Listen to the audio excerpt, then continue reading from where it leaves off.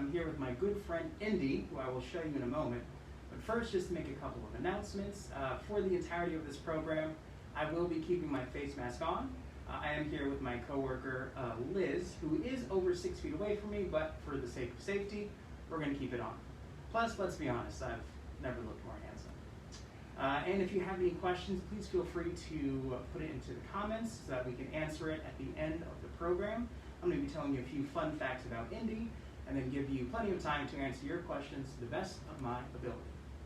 Now, to continue our theme this week of small but mighty, I have brought one of my favorite invertebrates, Indy the Tailless Whip Scorpion. Now, they're also called whip spiders, but they're not actually scorpions or spiders. They are from the same class of animals, arachnids, but they actually have their own order, or basically subgroup, called amblypygids. And part of the reason they have their own group is because there's so many different species of them.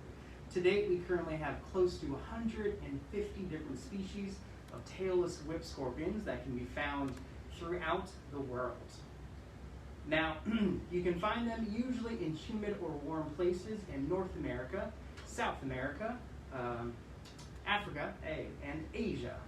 Oh, there we go, walking along.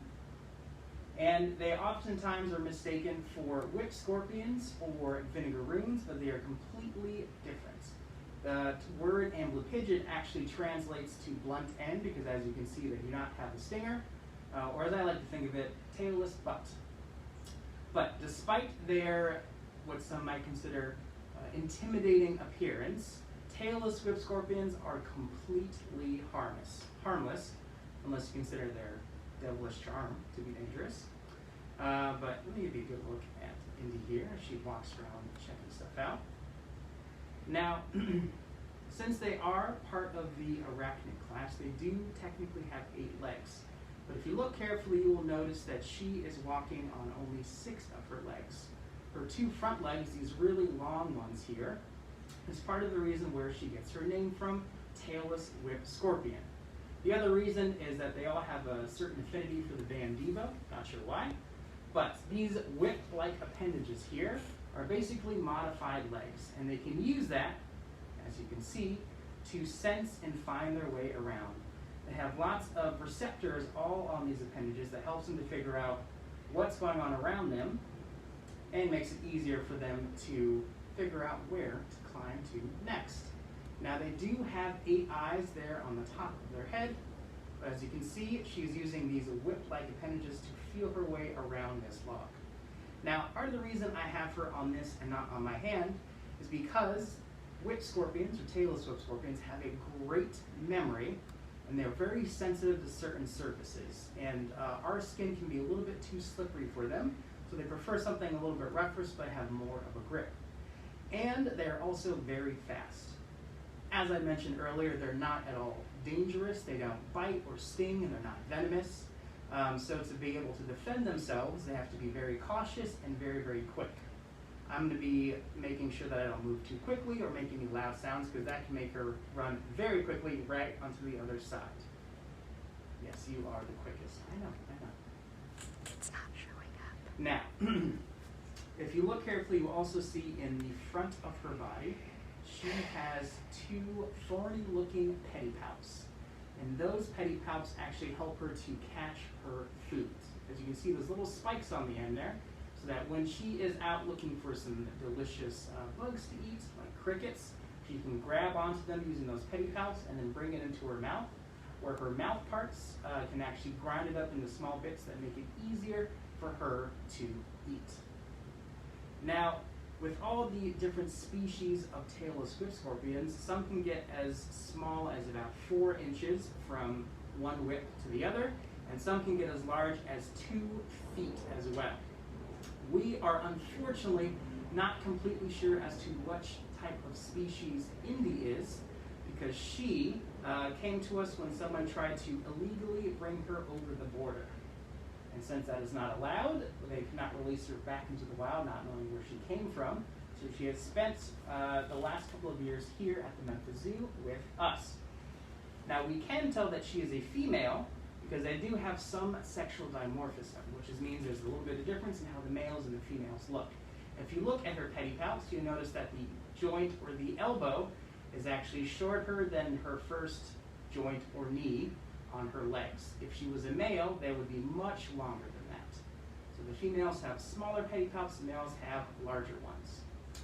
And part of the reason for that is if they are feeling threatened and like they can't run away, they will actually open those pedipalps up to look like they're really, really big.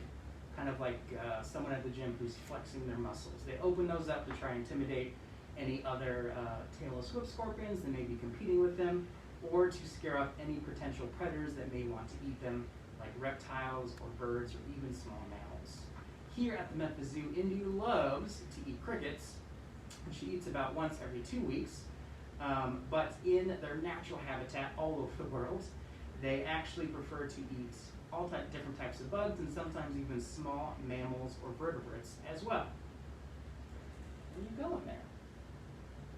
Now, just like other arthropods, as they grow, their exoskeleton, which is basically a skeleton on the outside of their body that acts like a suit of armor, does not stretch like our skin does as we get larger. Instead, they have to grow a whole new exoskeleton, and that process is called molting. So what they do is they like to hang upside down and put themselves upside down, and then push off that old exoskeleton with a brand new one underneath. Kind of like when a jacket gets too small for you, so you have to take that one off for a new one, a new and larger one as well. Now, there haven't been, to my knowledge, a lot of these in pop culture, but if you are a fan of Harry Potter and have seen the docuseries, the Harry Potter, I believe it's movie number 4, Harry Potter and the Goblet of Fire, the Tailless Whip Scorpion actually makes an appearance there. However, unlike the movie, they're not venomous, which is what they say in the film, and they also don't make any sounds at all. They are completely quiet. Right now you can see Indy just kind of walking around and exploring a little bit. They are normally nocturnal, but Indy doesn't have to worry about that so much because she doesn't have to worry about it being dark for her to find her food or to hide from potential predators as well. Now, in all these different places around the world, you can find them living in dark and, as I mentioned earlier, warm areas such as in caves, underneath leaf litter, maybe underneath some logs, and sometimes even underground. Since Indy was found at the border between the United States and Mexico, we believe she is a possibly South American subspecies, but unfortunately we do not know the exact name of it yet. All right, well I think that's going to do it for my ranting. Thank you for coming to my TED Talk. But I would love to hear some of your questions about Indy, the Tailless Whip Scorpion.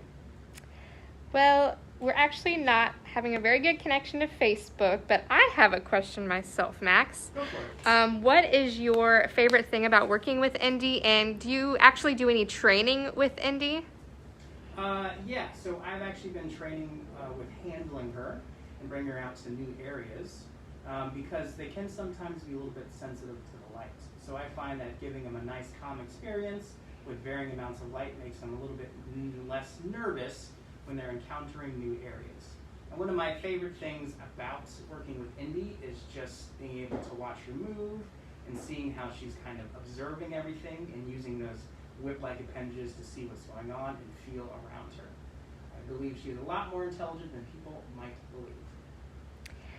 You may have mentioned this, but do Tailless Whip Scorpions make good pets? So you can have some species of Tailless Whip Scorpions as pets, but you have to make sure that you have the right environment for them.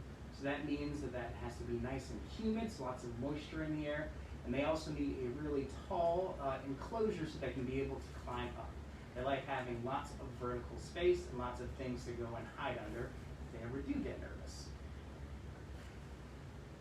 They also, do live sometimes over 10 years. You have to make sure that you're willing to put the time in to take care of them. Unfortunately, we do not know how old, Indy is, but she has molted once since she has been here. They will molt several times over the course of their life, sometimes getting larger if they haven't reached adulthood, but when they also molt or grow a whole new exoskeleton, they can also grow back any appendages that might have fallen off, which I think is pretty interesting. Do you have any questions coming up yet there? We do not. We are still having issues connecting to Facebook. Did you have any, like, a favorite fact about Indy? Yeah, so Tailless Whip Scorpions have actually found fossilized versions of it dating back to over 300 million years old. So these animals have been around for a very long time, and I think it's really cool how they've adapted and changed as their environment has changed as well. So they're very prehistoric then, Yes, they are definitely hardy animals. Let's see if she wants to check out my hand a little bit. There you go. And as I mentioned, they can be a little bit nervous, but they are completely harmless. But if you do see one opening up its petty pouch like it's flexing, make sure to give it plenty of space. For example, if she did that now, I would take that as her sign of telling me, you know what, I'm ready for a little bit of a break. I would like to make sure that with all of our ambassador animals here, oh, speak of the devil, she opened up some petty pouch. All right, well, I'm going to put her down, but continue answering some of your questions. I think she's ready for a little break. Did you hear me talking? Is that why you wanted to do that? Yeah. Oh, are you good now? No, she put them back down, so you're okay. By the way, in case you're wondering, this is not where she lives. This is what we use for traveling. Her enclosure is actually much taller. And while I am talking to you, I'm going to keep an eye on her just to see how she's checking out the environment and make sure that she is nice and comfortable. Since she's kind of slowly exploring and walking around and her petty pouch are now closed, I take that as her being pretty comfortable right now. If they were open and she was moving around very, very quickly, that would probably mean that she's nervous, and we want to make sure that we put her back down. What do you feed Indy at the zoo? Here at the zoo, we like to give Indy crickets. I have never actually seen a cricket. She likes to eat them overnight. We give it to her every 2 weeks. We give her 2 crickets. And she doesn't always eat each time we offer them to her. Some Tailless Whip Scorpions have been known to go a whole month without eating before they molt. That is pretty awesome. Yeah. All right, my friends, do you have any more questions coming in about Indy, the Tailless Whip Scorpion? And in case you are wondering, she was named after one of my favorite fictional characters, a certain sarcastic archaeologist that also has a whip. But she does not actually use those appendages to whip, as I mentioned earlier, more to sense and find her way around, which is really helpful for navigating, even though she does still have eyes. All right, I think we're about to end it here, my friends. I want to thank you so much for tuning in and hanging out with myself and Indy, the Tailless Whip Scorpion. I hope that you learned a few things. I hope you have a little bit more appreciation for them, and I hope you have a wonderful